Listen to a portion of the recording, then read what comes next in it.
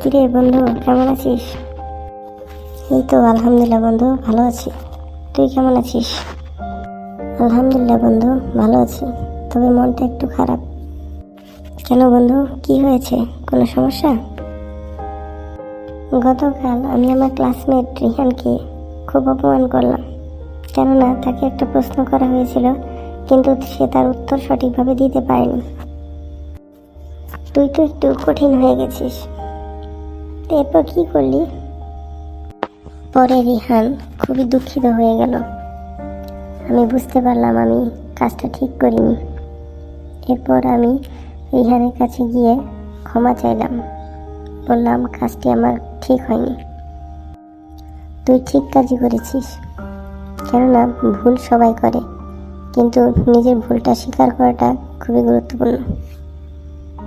হ্যাঁ, বুঝলাম যে কাউকে অপমান করা বা তিরস্কার করা সঠিক নয়, বরঞ্চ তাকে সহানুভূতিশীল সাথে সাহায্য করা উচিত। মোরাল: নিজের ভুল স্বীকার করা এবং অন্যকে সহানুভূতির সাথে সাহায্য করাটাই হচ্ছে বড় শিক্ষা।